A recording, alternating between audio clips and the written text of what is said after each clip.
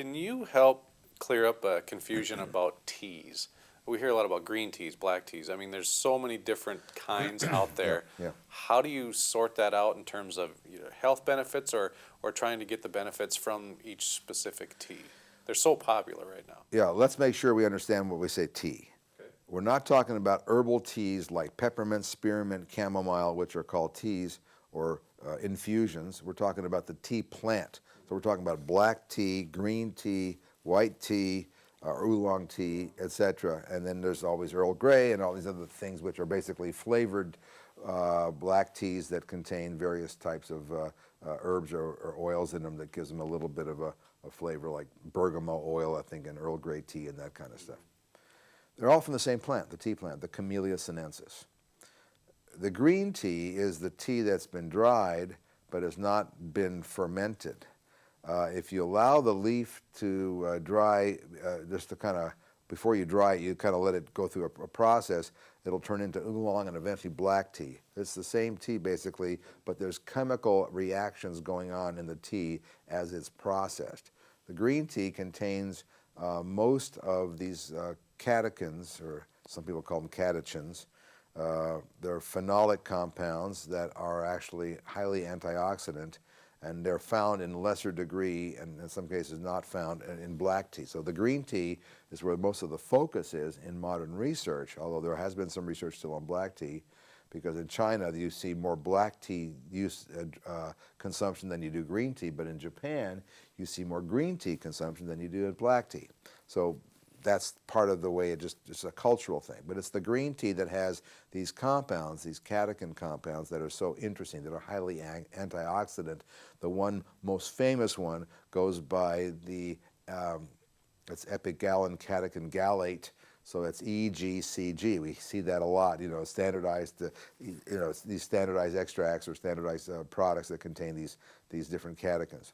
So it's green tea that we're most interested in. White tea is interesting too. That's like, the first pick a little bit. It has a higher antioxidant capacity. It's more expensive, and it's not as widely available. But so it's a question of the same plant and what type of preparation you want. With green tea, there's an amazing and very compelling amount of benefits, so much so that I drink green tea almost every day. When I'm traveling, it's a little harder. I carry some green tea packets with me. I like to drink green tea. I drink coffee in the morning at home. I drink green tea as well during the day, as well as coffee. The research shows that 5 to 10 cups of green tea per day are what's normally required to get some of the cardiovascular and cancer preventive activity or benefit of green tea. Now, of course, 5 to 10 cups refers to 5 to 10 Asian cups of tea. Okay, good. And over here, we tend to drink our tea, if not in a coffee cup, but in a mug, which is equivalent to maybe 2 or 3 of these Asian cups sometimes. So it depends on what do you define as a cup. So I would say if you take 2 or 3 mugs of green tea over here, you're probably getting an equivalent level of intake that you would if you're in Asia drinking the 5 to 10 of the smaller cups of tea, by the way. Now, what is the benefit of green tea? From a cancer point of view, the chemopreventive activity is very compelling, and this is based on large-scale population studies where they're looking at 49,000 people in this study and 11,000 people here, and 7 to 11 years out. So these are very big, what they call epidemiological studies. They're population-based studies. These are not controlled clinical trials. They're not, which are generally much smaller amount of people in a much shorter period of time, because it costs a lot of money to run a controlled clinical trial. And the more people in it, and the longer you go, no matter what you're measuring, the bigger the cost is, and who's going to pay for that kind of study. So they do these uncontrolled population studies, and then they adjust them for certain kinds of things, like so many percentage of people are going to not drink this much tea a day, and then some are probably smokers, and you have to filter out the people who are the smokers or whatever, because it's going to confound the results and all this kind of stuff. But what I've seen based on the literature, and I do sometimes an hour and a half presentation on the documented health benefits and the clinical research and epidemiological research on tea, focusing on green tea, there's a reduced incidence of gastrointestinal cancers associated with drinking green tea. Now, whether that's because of a systemic effect or a local effect, I'm not clear. In other words, local meaning when you drink it and those catechins actually come into contact with the mucosal lining of the stomach, throat, esophagus, etc., throat, and all the way down to the stomach. That's very possibly the case, that there's somehow some kind of a direct connection, but it also may be systemic as well, because they do find these things in the serum or metabolites in the blood serum. And so GI tract, reduction of cancers.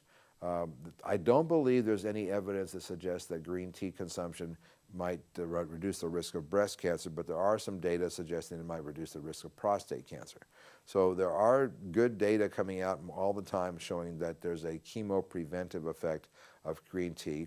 And some of the cancer research centers are actually doing clinical trials on some of the isolated components from green tea, primarily the EGCG, this highly antioxidant catechin compound that they're really looking at as either as an adjunct therapy in certain kind of cancers or whatever. Cardiovascular benefits of green tea. It can help lower cholesterol levels, and there's documentation on that. Now, you see sometimes green tea extract concentrates in some weight loss formulas, and that's because there's some evidence that green tea, along with moderate exercise and other modifications of behavior and lifestyle, might have some benefit. There are potential precautions with respect that some people have raised. I think that's probably legitimate, although I have not done a safety review on this. My nonprofit has not done a safety review, but the basic literature that I've seen suggests there may be a problem with people taking concentrated green tea extracts in dietary supplements that are intended for weight loss on an empty stomach. And they may have a strong effect on the liver, and because there has been in some cases some reports of some liver problems associated with the concentrated green tea extracts in dietary supplement form. Not that drinking green tea is a beverage. There's no contraindications or adverse effects that I'm aware of for that. And this is still, I think, somewhat not tentative, but it's some area of concern, so that when the liver is relatively at rest and it gets assaulted, so to speak, with these high concentrations of these catechins, these epigallin, catechin, gallet, and et cetera, in a fasting state, in other words, which when people sometimes tend to take these dietary supplements for weight loss, that there may be a liver-related problem there, and so that's something of precaution. But basically, and there are some issues also, just to be frank, there's been some reports of excessive solvents and solvent residues in some of these green tea extracts that may be coming out of China. We're trying to look at that right now as part of our book that we're publishing on solvents used in making botanical extracts, as well as in our adulteration program, which deals with quality control issues in the herbal marketplace. So there was a problem back in France and Spain. I think back in the late 90s or middle 90s, there was one company that had a green tea extract made in Switzerland, sold in a dietary supplement formulation, or food supplement they call them over there, for weight loss. There were some reported cases of liver disease associated with some of the people taking the supplement. It was traced to a bad batch or two of the actual green tea extract, with the solvent had been changed, and the French company manufacturing the green tea extract product changed either manufacturers or changed the formulation so that it didn't contain the solvent or whatever the problem seemed to be. So there are some data in the literature that suggests some problems with green tea, but a lot of it was focused on one particular product using one particular extract.